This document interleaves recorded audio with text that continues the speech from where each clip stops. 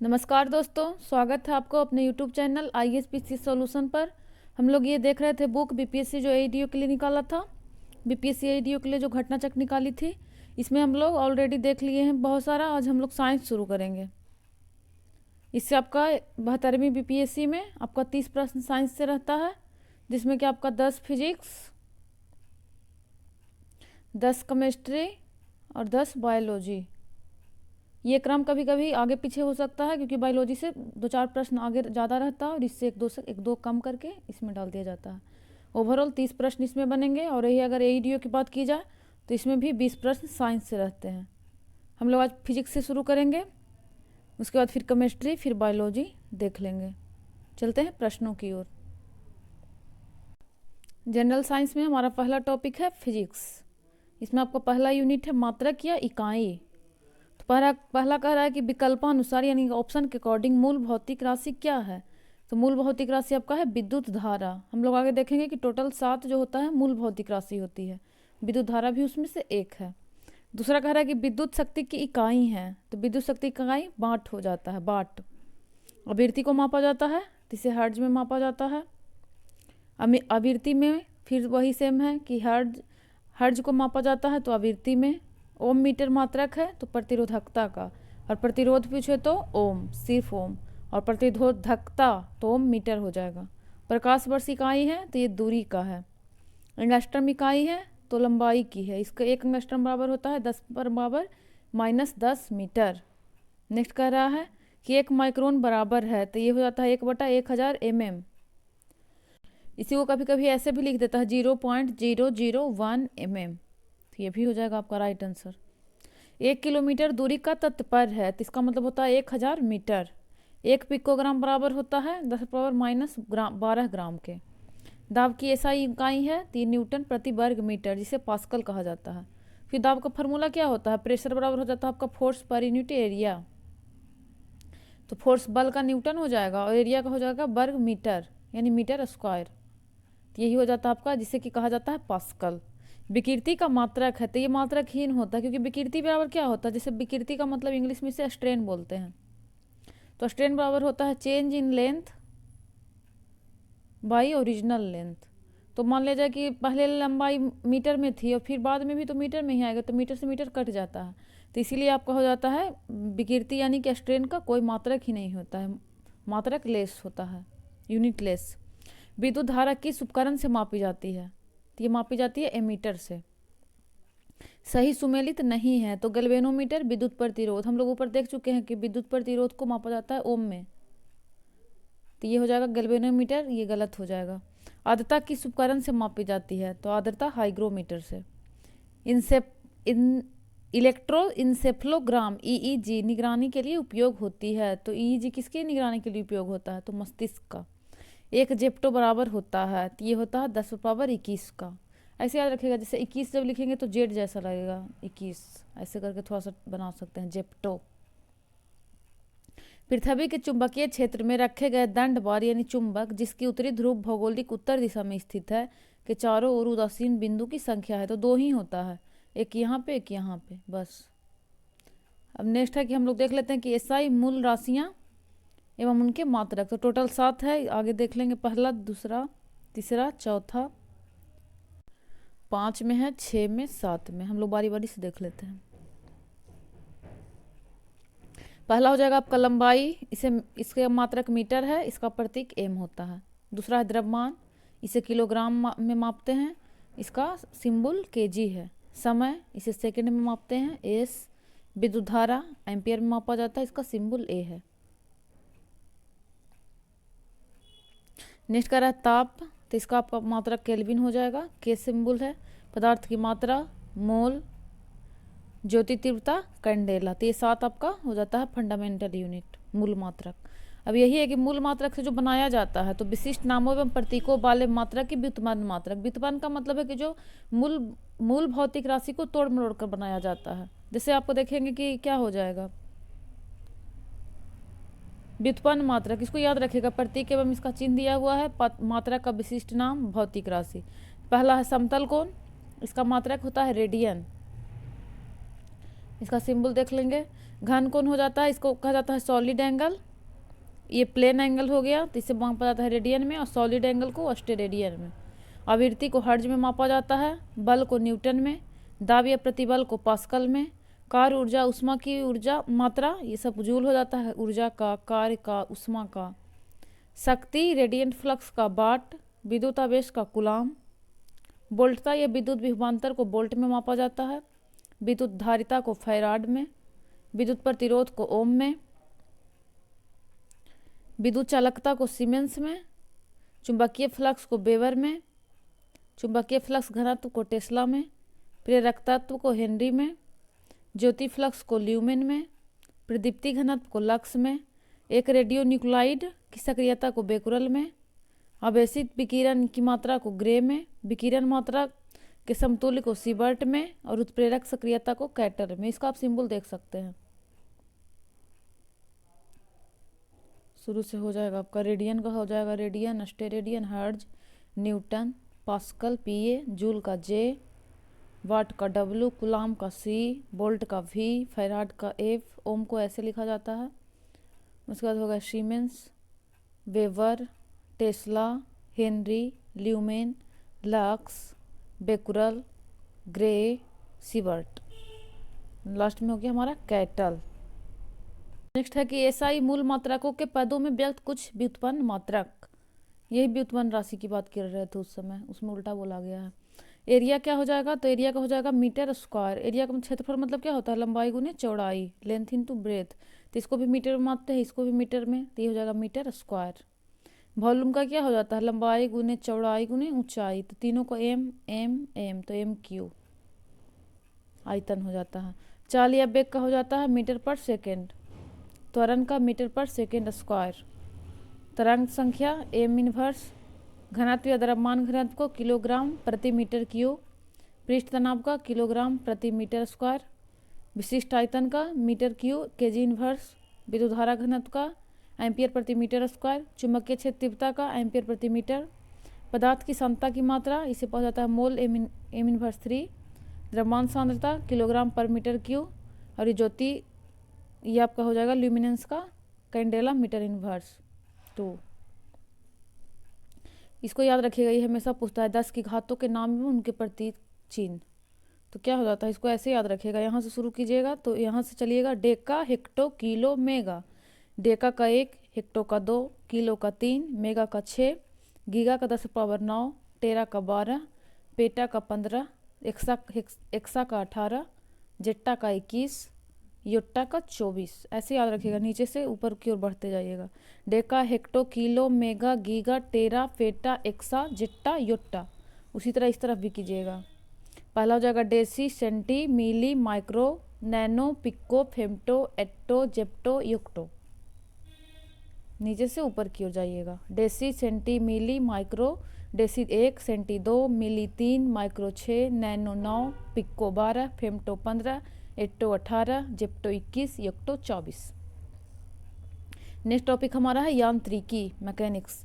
इसमें पहला कह रहा है कि विस्थापन, वेग, बल और आयतन में से कौन सी राशि सदिश राशि नहीं है। तो सदिश और अदिश क्या होता है, इस पहले में लोग देख लेते हैं। तो सदिश में क्या होता है कि आपका आयतन मात्रा के साथ साथ एक डायरेक्शन भी होता है। सॉरी, अगर सदिश पूछे तो क्या हो जाएगा इसमें कि मात्रक के परिणाम के साथ साथ, मात्रक नहीं परिमाप, यानी कि उसका मात्रा के साथ साथ या मात्रक परिमाण के साथ साथ दिशा भी हो, प्लस दिशा, एक डायरेक्शन भी दिया रहे, तो ये सदिश हो जाता है। जबकि जिसमें केवल परिमाण हो लेकिन दिशा नहीं, तो इसका क्या हो जाएगा, वो अदिश हो जाएगा। अदिश परिमाण जैसे 5 दिया हुआ है लेकिन किस डायरेक्शन में है ये नहीं दिया हुआ है, तो ये आपका अदिश हो जाएगा। तो वही कह रहा था यहाँ पे कि इनमें से कौन सा अदिश है, तो अदिश नहीं, सदिश नहीं है, तो ये आपका अदिश हो जाएगा आयतन।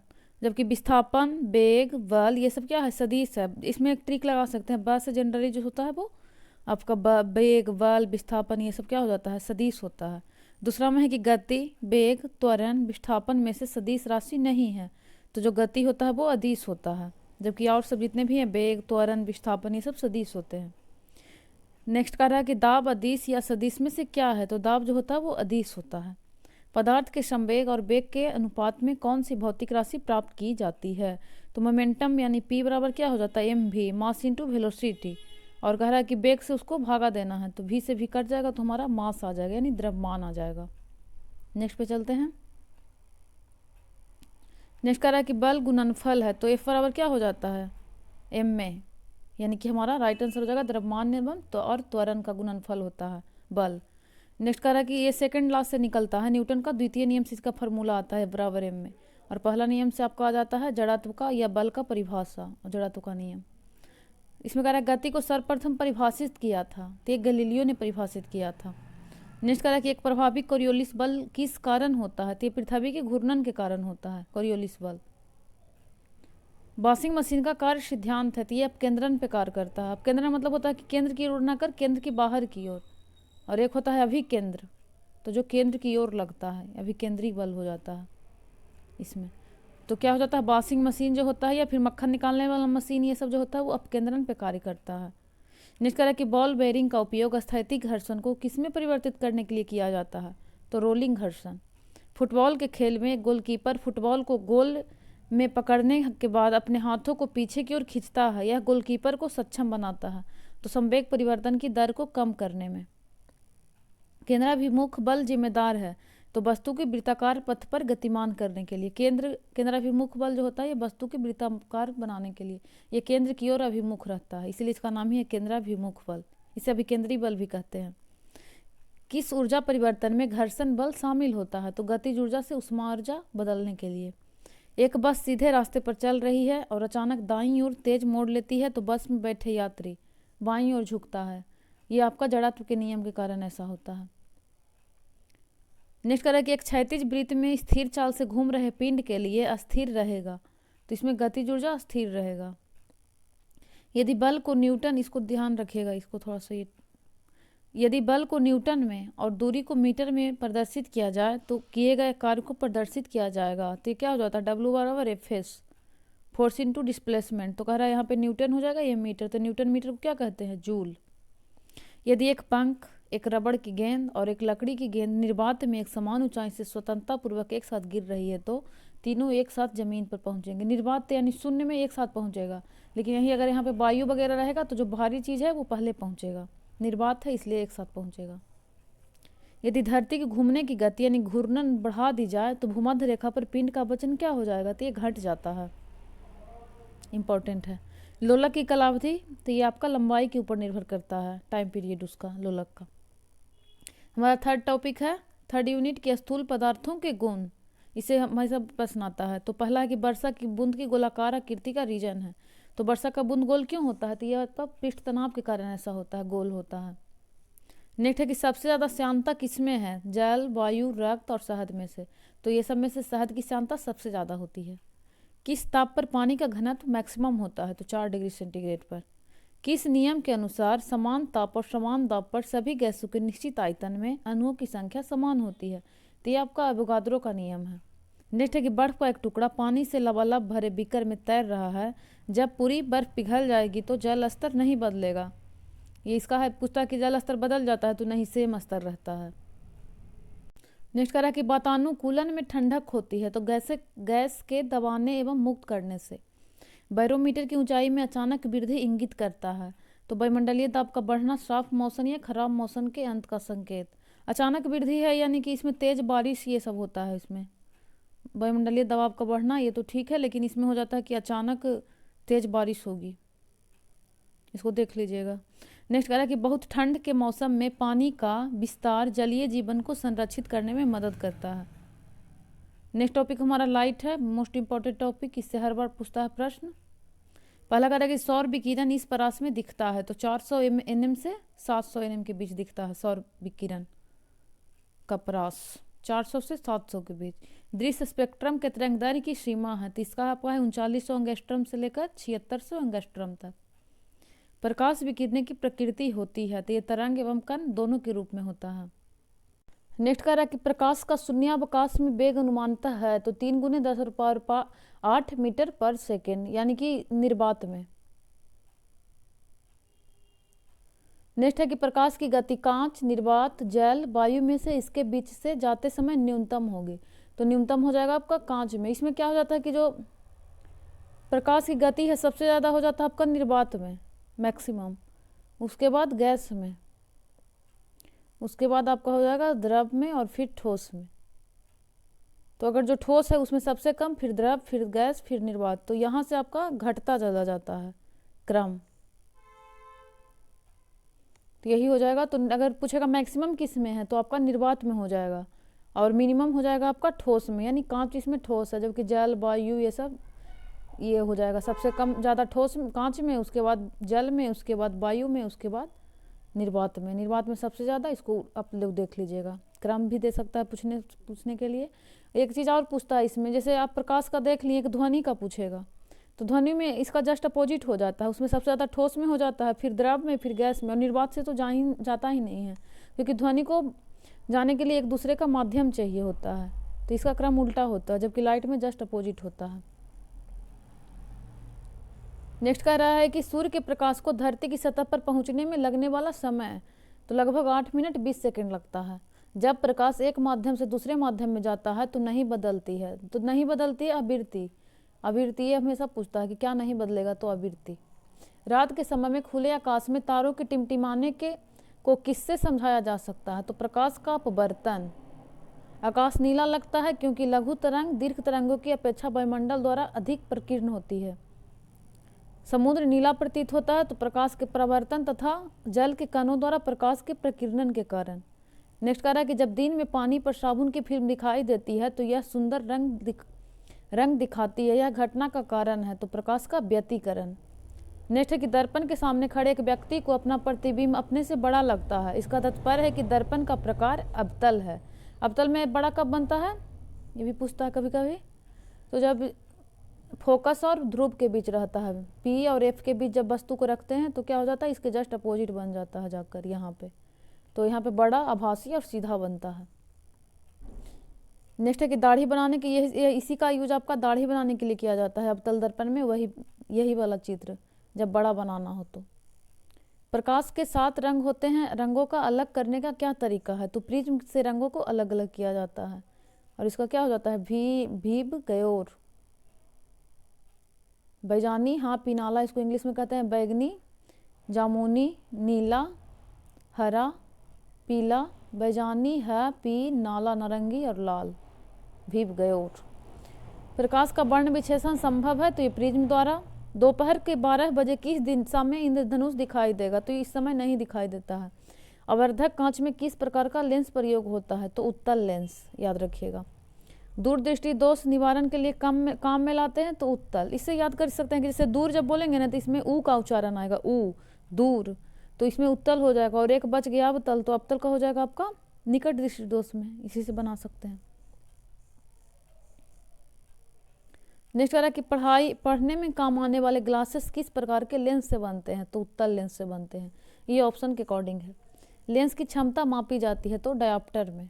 यदि किसी ऐनक के लेंस की पावर +2 डायोप्टर है तो इसके फोकस की दूरी होगी, तो इसका आपका हो जाता है 100 से इसको भागा दे दीजिएगा तो 2 50 दूनी 100, तो 50 सेंटीमीटर आ जाएगा।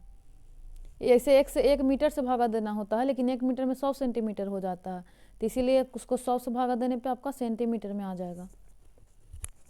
नेक्स्ट कह रहा है कि 20 सेंटीमीटर फोकस दूरी के एक उत्तल लेंस की सतह पर सफ़ेद घोड़े का प्रतिबिंब बनाने के लिए बड़ी संख्या में काले रंग की पतली पट्टियां बनाई जाती है। प्रतिबिंब की प्रकृति होगी तो कम चमक वाला एक घोड़ा। निकट दृष्टि दोष उपचारित किया जा सकता है तो अवतल लेंस से, और दूर दृष्टि दोष उत्तल लेंस से। प्रकाश वर्ष का संबंध है तो दूरी को मापता है प्रकाश वर्ष। ऐसे वर्ष दिखने से समय लगेगा, लेकिन ये बार बार पूछता है कि प्रकाश वर्ष किसका मापक है? तो दूरी का। नाई की दुकान में 2 समतल दर्पण रखे जाते हैं एक दूसरे के समानांतर। बड़े शोरूम में तथा डिपार्टमेंटल स्टोर में इस्तेमाल किया जाने वाला विजिलेंस दर्पण होता है, तो ये उत्तल दर्पण होता है।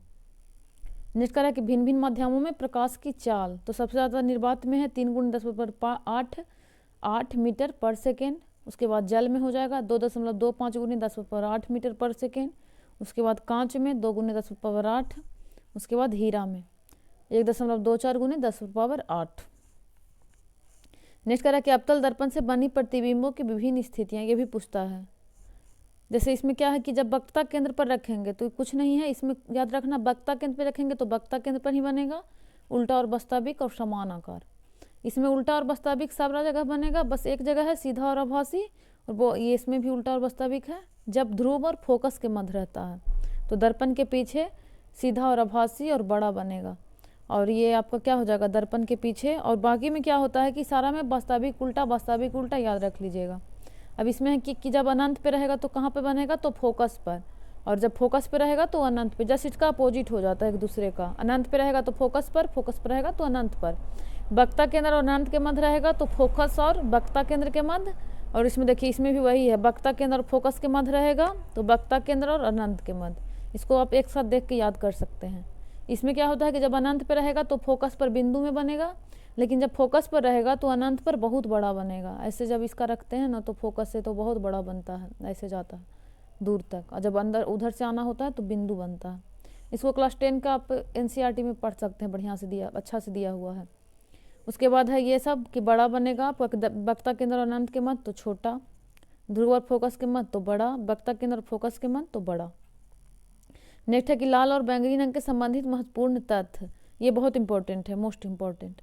इसमें कह रहा है कि जब लाल का स्पीड किसका सबसे ज़्यादा होता है, तो लाल रंग का चाल सर्वाधिक, अपवर्तनांक सबसे कम, तरंग दैर्घ्य सबसे ज़्यादा और विक्षेपण सबसे कम। इसको याद रखिएगा, जिसका तरंग दैर्घ्य ज़्यादा होता है, एक सेकेंड, जिसका तरंग दैर्घ्य ज़्यादा होता है उसका विक्षेपण कम होता है, जिसका तरंग दैर्घ्य कम होता है उसका विक्षेपण सर्वाधिक होता है, और जिसका तरंग दैर्घ्य सबसे ज़्यादा होता है उसका अपवर्तनांक कम होता है। यानी कि विक्षेपण और अपवर्तनांक दोनों एक जैसा होगा, ये भी सर्वाधिक, ये भी। और ये हो जाएगा लाल का चाल स्पीड सबसे ज़्यादा होता है तरंग दैर्घ्य ज़्यादा के कारण, और बैगनी का सबसे कम, तो ये भी कम। इसको देख सकते हैं अच्छे से। नेक्स्ट दिए हुए हैं वस्तुएं और प्रकाश का रंग, तो इसमें कुछ नहीं है, इसको एक बार देख लीजिए। जैसे सफ़ेद है तो सफ़ेद वस्तु सफ़ेद रंग में सफ़ेद दिखेगा, लाल वस्तु सफ़ेद, ये लाल। प्रकाश का रंग अगर सफ़ेद है तो सफ़ेद वस्तु सफ़ेद दिखेगा, लाल वस्तु लाल दिखेगा, हरी वस्तु हरी। सफ़ेद में सब सेम दिखेगा उजला प्रकाश में। जब लाल प्रकाश में इसको देखिएगा सफ़ेद वस्तु को तो लाल दिखेगा, उसी तरह जब लाल वस्तु को देखिएगा लाल में तो लाल दिखेगा, हरे वस्तु को लाल में देखिएगा तो काला हो जाएगा, पीला लाल काला, नीला लाल काला, काली लाल काली। हरा में जब देखिएगा तो सफ़ेद क्या हरा दिखेगा, हर सफ़ेद वस्तु तो सब में जैसा हो वैसा ही दिखेगा। लाल वस्तु क्या हो जाता है कि हरा में काला बन जाएगा, और पीला प्लस लाल मिलेगा तब भी काला, नीला प्लस लाल तब भी काला। हरा इसको देख लीजिएगा सेम ही रहता है, एक बार काला काला काली पीली काली, यही पूछता है ज़्यादातर तो काला ही बन जाता है। नेक्स्ट है दृष्टि दोष, तो निकट दृष्टि दोष के लिए क्या हो जाता है अवतल लेंस, और दूर दृष्टि दोष के लिए उत्तल लेंस। इसमें हो जाता है क्या कि निकट दृष्टि दोष में निकट की वस्तुएं स्पष्ट नहीं दिखाई देती है, निकट में दोष आ जाता है, और जबकि दूर की स्पष्ट। एक सेकेंड, इसमें उल्टा होता है। निकट दृष्टि दोष में क्या होता है कि निकट के तो आप स्पष्ट देख लेते हैं लेकिन दूर के स्पष्ट नहीं दिखाई देता है। उसी तरह दूर दृष्टि दोष में कि दूर तो आपको स्पष्ट दिखाई देगा लेकिन निकट वाला स्पष्ट नहीं दिखाई देता है। ये हो गया हमारा 5वां टॉपिक है ऊष्मा एवं उसकी ऊष्मागतिकी। पर इसमें कह रहा पहला में कि वह ताप बिंदु जिस पर ठोस द्रव और गैसीय अवस्थाएं एक साथ रह सकती है कहलाता है तैत्रिक बिंदु कहलाता है, जहाँ पर तीनों एक साथ रहते हैं। किस तापमान पर सेल्सियस और फ़ारेनहाइट पैमान मेल खाते हैं, तो -40 पर दोनों सेम रहते हैं सेल्सियस और फ़ारेनहाइट में। सेल्सियस स्केल पर मानव शरीर का तापमान कितना होता है, तो लगभग 37 डिग्री सेंटीग्रेड। 40 डिग्री सेल्सियस का मान फ़ारेनहाइट स्केल में 104 डिग्री फ़ारेनहाइट। इसको कैसे निकाला जाता है, तो इसको ऐसे देख सकते हैं, जैसे C/5 बराबर F - 32/9, इसका फार्मूला है। कह रहा है कि 40 डिग्री सेंटीग्रेड को बदलना है, तो क्या हो जाएगा 40/5 बराबर F - 32/9, तो 5 × 40 और 9 × 72। जब इधर माइनस आएगा तो प्लस हो जाएगा, तो कितना हो जाएगा 2 2 4 और 7 दिन 10, 104 डिग्री फ़ारेनहाइट। देखिए इसका 104 आ गया। उसी तरह कह रहा है कि आपका 50 डिग्री सेंटीग्रेड को बदलना है, तो क्या हो जाएगा C/5 तो यानी कि बराबर F - 32/9, तो इसको कीजिए तो क्या हो जाएगा C के जगह पे हम लोग 50 दे देंगे बटा 5 बराबर F - 32/9, तो 5 दहों को 50 10 90 90, और इधर इसको प्लस लाकर जोड़ दीजिए तो 2 9 3 12 122 डिग्री फ़ारेनहाइट आ जाएगा। नेक्स्ट पे चलते हैं। इसमें कह रहा है कि ठंडे के दिनों में लोहे के गुटक और लकड़ी के गुटक को प्रातः में छुएं तो लोहा का जो गुटका है, गुटके को, तो ठंडा लगता है। ऐसा क्यों होता है? ऐसा इसलिए होता है क्योंकि लकड़ी की तुलना में लोहा ऊष्मा का अच्छा चालक है, इसीलिए ये ठंडा लगता है, जबकि वो नहीं कम लगता है। तेज हवा वाली रात्रि में ओस नहीं बनती है क्योंकि बाष्पीकरण की दर तेज रहती है, इसलिए ओस नहीं बनता है। कमरे को ठंडा किया जा सकता है तो संपीड़ित गैसों को छोड़ने से। गर्म मौसम में पंखा चलाने से आराम महसूस होता है क्योंकि हमारा पसीना तेजी से बाष्पीकृत होता है। नेक्स्ट कह रहा है कि प्रेशर कुकर में खाना जल्दी पक सकता है क्योंकि तो उच्च दाब के कारण पानी उच्च तापमान पर उबलने लगता है।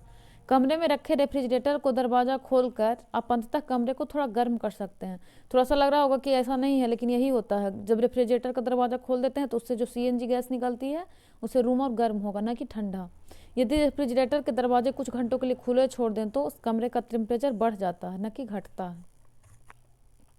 नेक्स्ट पे चलते हैं। इस प्रकार कुकिंग ताप पर स्थिर रहने वाला क्लोरीन मुक्त युक्त कृत्रिम स्वीटनर जिसका रूप तथा स्वाद शक्कर की तरह होता है, उसकी प्रकृति होती है तो सुक्रालोज की भांति है, सुक्रोज की भांति।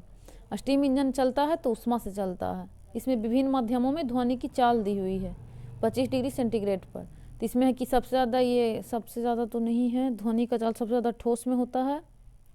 इसमें देख सकते हैं हाइड्रोजन में हो जाएगा 1284, हीलियम में 965, शुष्क में हो जाएगा 346, ऑक्सीजन में 316, सल्फर डाइऑक्साइड 213, समुद्री जल में 1531, अशुद्ध जल में 1498, इथेनॉल में 1144, मीथेनॉल 1103, एल्युमिनियम 166420, 6040, निकेल स्टील में 5960, ठोस में 5950, पित्तल में 4700, कांच में फ्लिंट में 3980। इसमें मोटे मोटे याद रखिएगा कि जैसे कि ठोस में सबसे ज़्यादा होता है, उसके बाद द्रव में, उसके बाद गैस में।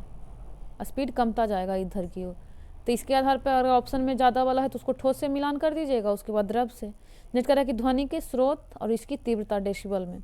तो पतियों की सरसराहट से 20 डेसिबल का शोर होता है, फुसफुसाहट से 30 डेसिबल का शोर होता है, कमरे शांत या कार्यालय की ध्वनि 40 डेसिबल, समान बातचीत के समय 60 डेसिबल, ट्रक की आवाज़ 80 से 85 डेसिबल, जेट इंजन की आवाज़ 120 डेसिबल, जेट प्लेन का उतरना 150 डेसिबल, रॉकेट इंजन 180 डेसिबल। अब नेक्स्ट टॉपिक है 6 नंबर ध्वनि। तो इसमें कह रहा है पहला कि द्रव या पदार्थ जिससे होकर ध्वनि संचारित होता है क्या कहलाता है? तो ये माध्यम कहलाता है। माध्यम क्रमशः जल, इस्पात और नाइट्रोजन में ध्वनि की चाल को आरोही क्रम मतलब होता है बढ़ता क्रम, यानी कि सबसे कम से ज़्यादा की ओर। तो सबसे कम किस में हो जाएगा? आपका जल में। सबसे ज़्यादा गैस में हो जाएगा तो 3, उसके बाद जल में 1, उसके बाद इस्पात में 2। 3 1 2 हमारा राइट आंसर होगा। वायु, द्रव, धातु तथा निर्वात में से ध्वनि का वेग अधिकतम होगा तो मैक्सिमम ठोस में होता है, तो ठोस ये हो जाएगा आपका धातु, उसके बाद द्रव में, उसके बाद वायु में, उसके बाद निर्वात से तो जाएगा ही नहीं, तो क्या हो जाएगा इसका सबसे ज़्यादा? धातु में। निर्वात, जल, वायु तथा इस्पात में से ध्वनि का वेग मैक्सिमम होगा तो मैक्सिमम इस्पात में।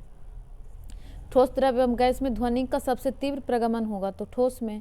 संपीडन है तो उच्च दाब का क्षेत्र, विरलन है तो ये निम्न दाब का क्षेत्र। संपीडन यानी कि उच्च दाब का हो जाता है, विरलन निम्न दाब का। नेक्स्ट पे चलते हैं। नेक्स्ट 7 नंबर है तरंग गति। तो अनुदैर्घ्य तरंगों का उदाहरण है तो ध्वनि। इसमें देखिएगा यहाँ पे भी ध है और यहाँ भी ध है। एक अनुप्रस्थ होगा तो अनुप्रस्थ में हो जाएगा प्रकाश। वायु में ध्वनि तरंग गति अनुदैर्घ्य हो जाता है, ध्वनि धैर्य, ऐसे अनुदैर्घ्य। कौश्मिक किरणें आवेशित कण हैं। 2 उत्तरोत्तर श्रृंग अथवा 2 उत्तरोत्तर गर्त के बीच की दूरी को क्या कहते हैं? तो ये तरंगदैर्घ्य कहलाता है।